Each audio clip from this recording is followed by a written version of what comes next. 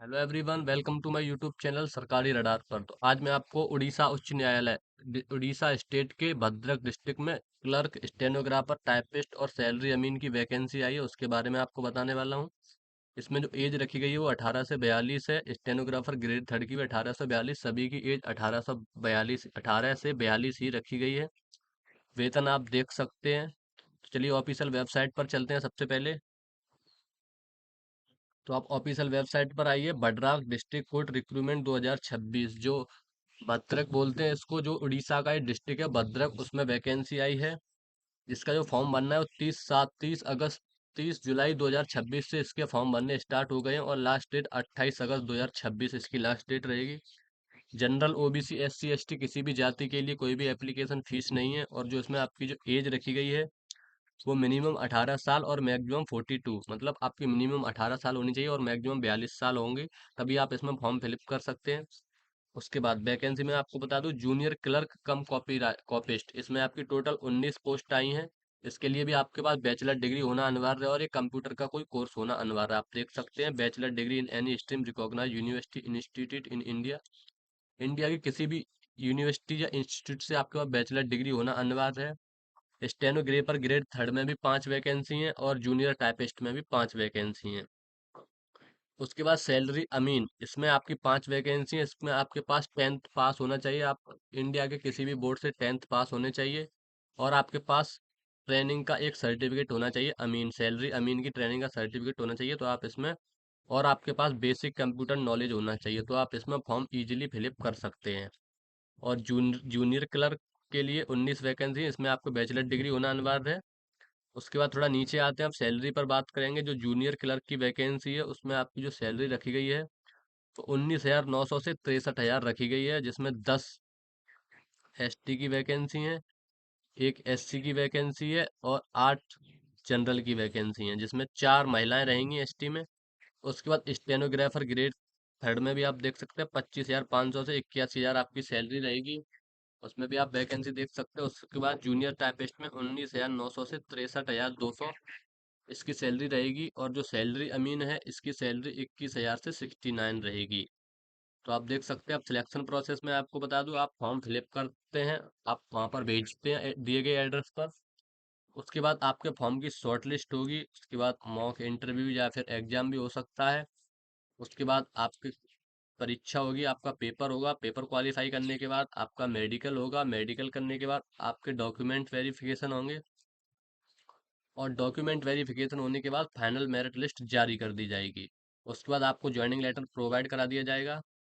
उसके बाद application form आपको किस एड्रेस पर भेजना है तो आप देख सकते हैं, ये आपका सेंडिंग एड्रेस है, the registrar civil court Bhadrak, 8 Nalanga post of Barikpur Bazar district Bhadrak, pin code ये है। अगर आपको ऑफलाइन फॉर्म चाहिए तो मैंने वीडियो डिस्क्रिप्शन में लिंक लगा रखी है, वहाँ पर आप 1 रुपये का पेमेंट करके आप ऑफलाइन फॉर्म ले सकते हैं। उसके बाद आपको इसमें डॉक्यूमेंट क्या क्या लगाने हैं, शैक्षणिक योग्यता प्रमाण पत्र, आपको सभी डॉक्यूमेंट आपकी योग्यता के, निवास प्रमाण पत्र, जाति प्रमाण पत्र, आधार कार्ड और पासपोर्ट साइज की 2 फोटो।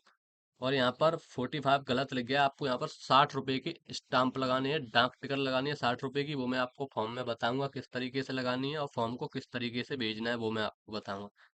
उसके बाद अगर आपको इसका फॉर्म चाहिए तो 1 रुपये में मिल जाएगा, मैंने वीडियो के डिस्क्रिप्शन में लिंक लगा रखी है। तो चलिए अब बताते हैं इसका फॉर्म हमें किस तरीके से फिलअप करना है। तो ये रहा इसका फॉर्मेट ऑफ एप्लीकेशन फॉर्म, इसका जो भद्रक डिस्ट्रिक्ट कोर्ट की वैकेंसी आई थी इसका ये एप्लीकेशन फॉर्म है। अब मैं आपको बताऊंगा इसका हमें फॉर्म किस तरीके से फिल करना है। सबसे पहले पोस्ट अप्लाइड फॉर, इसमें आपको अपनी पोस्ट फिल करनी होगी, आप किस पोस्ट के लिए फॉर्म फिलअप कर रहे हैं।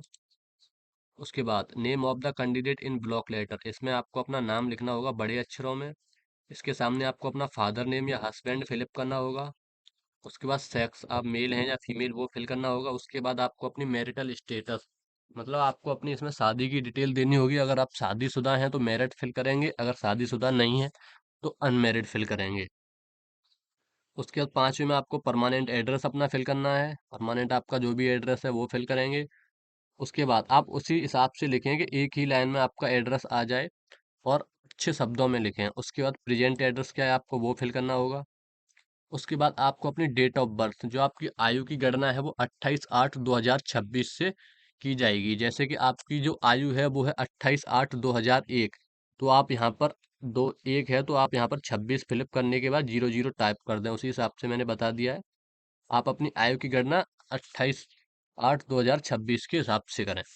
उसके बाद 8वें कॉलम में आते हैं। इसमें आपको अपनी HSC, आपको हाई स्कूल की, आपने किस बोर्ड से हाई स्कूल पास किया था वो, किस साल आपने हाई स्कूल पास की थी वो डिटेल, आपके टोटल मार्क्स कितने थे, और आपके मतलब पूर्णांक कितने का था, और आपके टोटल मार्क कितने आए थे उसमें से। आप इस ग्रेड या डिवीजन से, या आप उसके खाली छोड़ के यहाँ पर फर्स्ट ग्रेड करने के बाद आप यहाँ पर अपनी परसेंटेज लिख दें, आपकी जो भी ग्रेड बनी हो, फर्स्ट सेकंड थर्ड या division, first division second division third division. उसके बाद +2 आर्ट्स दिख रहा है, इसमें आपको 10+2, इसमें आपको अपनी इंटर की डिटेल फिल करनी होगी। आपने आर्ट कॉमर्स या साइंस किससे आपने की थी वो आपको फिल करना होगा।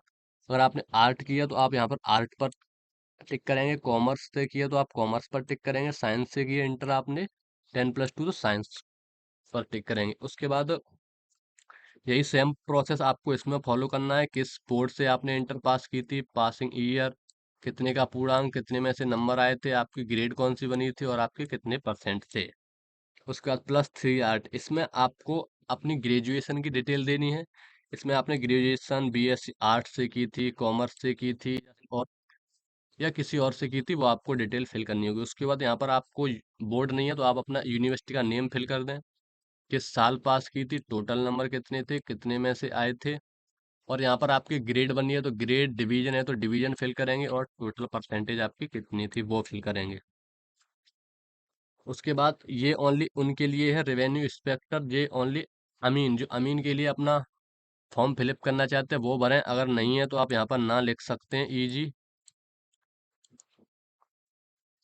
उसके बाद डिप्लोमा इन कंप्यूटर साइंस, आपके पास कंप्यूटर साइंस का कोई डिप्लोमा जैसे CCC, ADCA, O लेवल, या आपने कहीं पर भी कंप्यूटर सीखा हो तो उसकी आपको डिटेल फिल करनी होगी। किसी भी प्रॉब्लम आ रही है फॉर्म भरते टाइम तो आप मुझे कमेंट सेक्शन में पूछ सकते हैं, आपको जवाब मिल जाएगा।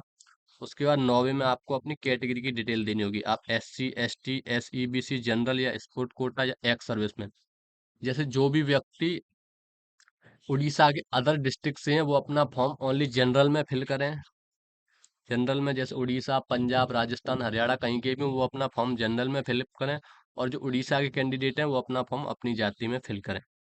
उसके बाद पूछा गया वेदर फिजिकली, इसमें आपको अगर आप विकलांग हैं तो यस फिल करेंगे, अन्यथा आप नो पर टिक कर दें या नो लिख दें, कोई प्रॉब्लम नहीं है। 11वें में आपको अपना रिलीजन, आपका धर्म कौन सा है वो फिलअप करना है, आपकी नेशनलिटी कौन सी है वो आपको फिलअप करनी है। इसके बाद आपको दिख रहा है एम्प्लॉयमेंट एक्सचेंज रजिस्ट्रेशन नंबर, इसको आप खाली छोड़ दें, कोई भी प्रॉब्लम नहीं है। उसके बाद आपको अपना करेक्टर सर्टिफिकेट मेंशन करना होगा। इसमें आपको अपना करेक्टर सर्टिफिकेट जो किसी सरपंच, गांव के प्रधान, जैसे आप प्रधान का लेटर पैड भी इसमें लगा सकते हैं, या फिर किसी डॉक्टर का भी आप लगा सकते हैं, वो आपको इसमें मेंशन करना होगा फॉर्म भरते टाइम पर, मतलब उसकी एक PDF आपको लिफाफे में रखनी होगी। उसके बाद आपका प्लेस, अपना प्लेस डालना है, डेट, और यहाँ पर आप अपने सिग्नेचर कर दें। और यहाँ पर आपको लिखना होगा आपने पहले नंबर पर कौन सा डॉक्यूमेंट लगाया है, जैसे Aadhaar card, PAN card, voter card, character certificate, high school की मार्कशीट, आप कुछ भी लगा सकते हैं, लेकिन जिस हिसाब से आप डॉक्यूमेंट लगाएं उसी हिसाब से नंबर बाय नंबर आप यहाँ पर लिख सकते हैं। उसके बाद यहाँ पर अपने सिग्नेचर कर दें, और डेट, यहाँ पर अपनी डेट डाल दें। अब इसमें करेक्टर सर्टिफिकेट की एक बात रही, तो इसमें आप अपने गांव के प्रधान का लेटर पैड भी लगा सकते हैं, वो भी इसमें काम करेगा बराबर। अगर आपको ये ऑफलाइन फॉर्म चाहिए तो मैंने वीडियो के डिस्क्रिप्शन में लिंक लगा रखी है, उस पर क्लिक करके आप ऑफलाइन फॉर्म मात्र 1 रुपये में ले सकते हैं। किसी भी डाउट के लिए कमेंट सेक्शन में आके पूछ सकते हैं, आपको तुरंत रिप्लाई दिया जाएगा।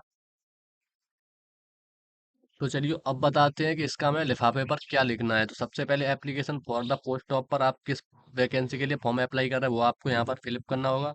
उसके बाद फॉर्म में आपको अपना एड्रेस फिल करना होगा, और 2 में आपको ये वाला एड्रेस फिल करना होगा। उसके बाद आपको ये स्पीड पोस्ट के तहत भेजना है, आपका स्पीड पोस्ट से जितने की भी टिकट लगे वो आप देख सकते हैं। इसमें कोई कंफर्म नहीं है, स्पीड पोस्ट में वेट के हिसाब से टिकट लगती है। अब मैं बताता हूँ इसके छोटे लिफाफे किस तरीके से हमें बनाने हैं। ये रहा छोटा लिफाफा। इसके आपको बड़े लिफाफे के अंदर ऐसे 3 लिफाफे रखने होंगे, जिसमें आपको डाक टिकट 60-60 रुपए की तीनों पर डाक टिकट लगानी होगी, तीनों लिफाफों पर। और फॉर्म में आपको अपना एड्रेस फिल करना होगा, और ये 3 लिफाफे बड़े लिफाफे के अंदर और सभी डॉक्यूमेंट करके आप फॉर्म को डाक विभाग में भेज सकते हैं।